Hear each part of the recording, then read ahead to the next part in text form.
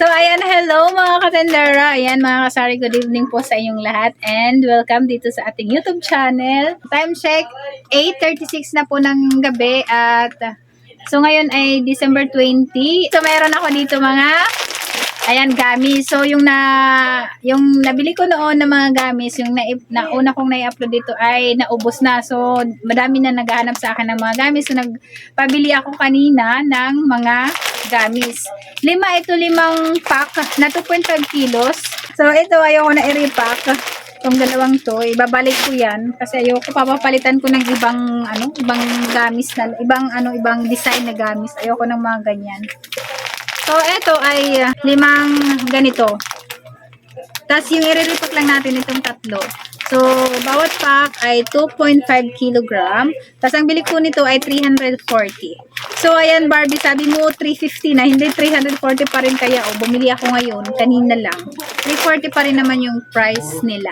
Kailangan ko i-repack ito ngayong gabi kasi may naghahanap na sa akin ng gamis. So, ilang araw na akong walang gamis. Yung nabili ko, noon na gamis ay ubos na agad. Di ko alam kailan ba yung last na nagpunta ako ng Katbalugan para bumili ng mga gamis. So, marami na ako nabili ng mga gamis kasi last na pumunta ako doon ay 9 pack na ganito yung binili ko. Tapos nung unang pagtinda ko 4. Tapos ang pangalawa ay 9. Tapos ngayon ay 5. Tapos papalitan ko yung dalawa kasi ayoko ng ganyang gamis. So, di ba mabinta ang mga gamis dito sa amin. So, si Barbie Sir Vlog, ayan, shout out. Shout out kay Barbie, nag-repack din siya. Nakita yung pagre-repack ko ng mga gami na tube.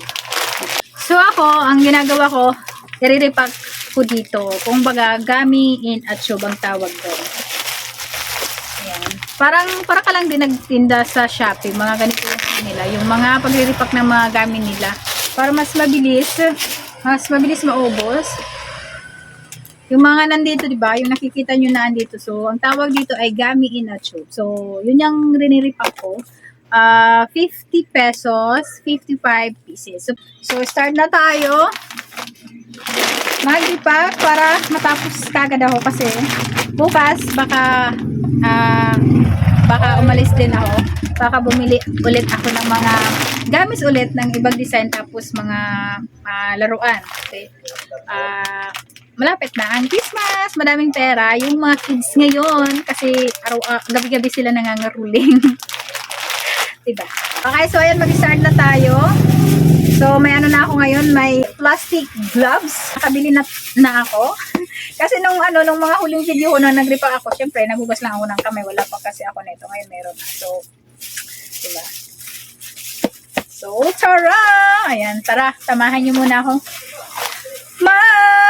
So, ayan, mag-repack na tayo. So, ang ilalagay ko dito ay 55 peraso. And, bentahan ko naman ito ay 50 pesos. Kasi pwede ito.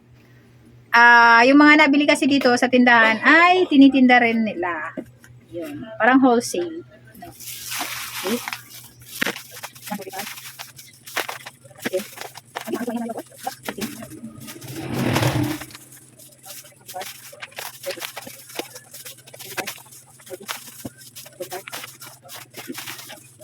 Okay, ano yung mga ko ay 45.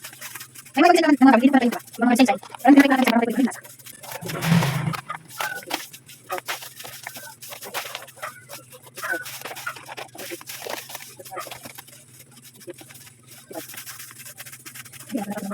Ayan, so ayan guys, tatapos ko na i-repack itong orange. Ayan, orange ba to? Di ko alam. Mangga pala to. So, mangga. So, ayan, next namin na i-repack naman ay yung gami na orange naman.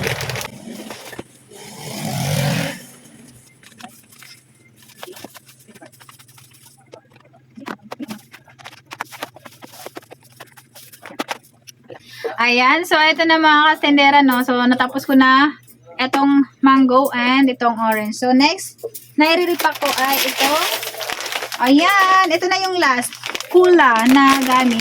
So, yung dalawa hindi ko na i-repack kasi ayaw ko ng ganon na gami.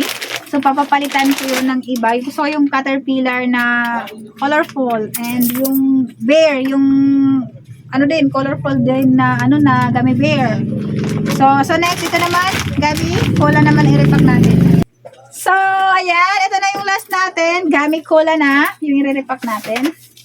So, mamaya pag i-repack na namin ito lahat, so, sasabihin ko na sa inyo kung magkano ba yung kikitain ko na pwede kong kitain dito sa mga gamis na to. Pag ganito ang inyong repack. Pero pag paisa-isa lang para tingi-tingi ay malaki yung tubo dito sa mga gamit na to. Pero pag ganito-ganito gamit na tube ay kunti-kunti lang yung tubo. Pero okay na din. At least mabilis naman maubos. Katulad dito sa tindahan ko, so sobrang madami na akong naibenta ng mga gamis.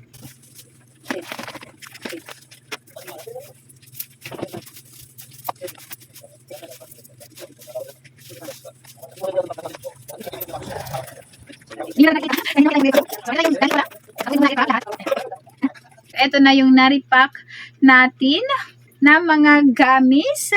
Ayan. Tapos ayan, time check tayo. Wait lang. Okay, yung oras natin ay alas 9:40 na po. Ayan, ako mag-alas 10 na pala. Ako ay gigising pa mamaya at magsisimbang gabi. Okay, so ito na. So, may ano na ako dito, may invitation. So, nilista ko na dito yung nagawa ko lahat. So, ang kula pala ay nakagawa ako ng 10 ganito. Tapos, yung mango ay siyam, 9 lang. And yung orange naman ay 9. Tapos, hinalo ko na lang. Yung orange at saka yung mango, hinalo ko na lang sila. So, nagkasya sila ng isang tupper. Kaya, ayan. So, ito, may sobra ako dito ng kula ay 13 pieces lang. So, ito na lang. So, pag re-retail ko na lang siya. So, ito lahat yung nagawa ko nito. Ito 10 and 9. So, 29. Ayan, 29 ang nagawa natin. So, ang bentahan ko nito ay 50 pesos yung isa. So, bali, kung may ibibenta ko siya lahat, ayan, so, compute natin. So, 29 times 50. Ayan, may 1,450 pesos ako pag naibenta ko siya, no? So, 1,450 pesos. Tapos, meron pa ako dito na 13. Ayan, plus natin ang 13 pesos. So, ito lahat ay 1,463. Pag naibenta ko, pag naubos ko yan, 1,463 ang benta ko dito. Tapos, ang puhunan ko dyan ay 340 lang ang isang pack ng 2.5 kilos na gamis. 340 times 3 ay nasa 1,020 lang. So, 1,020 yung tatlong pack ng gamis. So, less ko lang siya dito sa nagawa ko 1,463. So, i-minus ko lang 1,020. Ayan. Bali yung kita ko dito sa 3 packs na 2.5 kilos na gamis ay 443. Ayan, 443 yung yung tubo ko. So, wait, nakalimutan ko. Ano pa pala, gumamit pala tayo ng itong tupper. So, ililis ko pa pala to. Kasi, di ba, 65 ang isang pack, 65 yung 10 peraso. Lang, ilis pala natin. Anong date? Wait lang, nakalimutan ko naman mag-compute. May pala tayo, may ginamit pala tayo na tupper. So, ano yan? So, 443 kasi yung bali, ito, 1, 2, 3. Bali, 65 times 3. 195 pala yung tatlo. Less natin yung 195. Ayan. So, 248 lang yung kita ko dito sa tatlong gamit. Diba? Pero okay na yun kasi mabilis naman for 248. So, okay na. Ito pala yung net na kita ko sa itong sa naripack ko ngayon. So, 248 pesos. So, pwede na siya. Kasi pag pag ganito, pag wholesale, 248. Pero syempre, dito sa akin ay nagre-retail naman ako kasi mabenta itong mga gamis dito.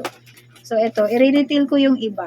Diba? Piso isa ko lang siya binibenta dito sa tindahan. Pero sa ibang tindahan, 4, 5 piso sa kanila. So, ako piso lang ang isa. So, may pa rin ako dagdag. Pag nag-retail ako, so may dagdag ako na 5 pesos bawat isa. So, diba? Pero kung ganito lang, kung balak nyo mag-repack ng mga ganito, pag gusto nyo mag-repack ng mga ganito, ayan. So, hindi siya ganun kalaki yung tubo natin pag ganitong pag-repack. Pero pag retail lang, isa-isa, malaki yung kita nyo talaga dito sa gamis na to. So, ito lang yung kita ko, 248 lang. So, okay na yan. 248 kasi mabilis lang naman yan maubos dito sa tindahan, di ba? Kanina kasi may naghahanap na ng mga gamis dito, kaya lang wala akong mga gamis. So, kanina lang. So, ito lang yung ano ko ngayon, guys. Ito lang yung share ko sa inyo. So, ayan mga katender, mga kasari. So, ito lang yung may share ko sa inyo ngayon, yung pagre-repack ko lang ng mga gamit. So, na-vlog ko na rin yung pag-repack ko ng mga gamit ngayong gabi para, syempre, makita ninyo kung paano ako mag-repack ng mga gamis, no? Tapos, kung magkano ba yung puhunan at saka tubo pag nag-repack kayo ng mga ganito. So, ito ay 3 pack lang yung na-repack ko. So, habang nagre-repack ako ngayon, so bibidyuhan ko na lang para may upload tayo, may ma-share naman ako sa inyo, 'di ba? And so ayan, hanggang dito na lang muna yung vlog ko kasi gabi na rin, siguro mag 9 na, maaga pa ako gigising mamayang umaga kasi syempre magsisimbang gabi pa ako.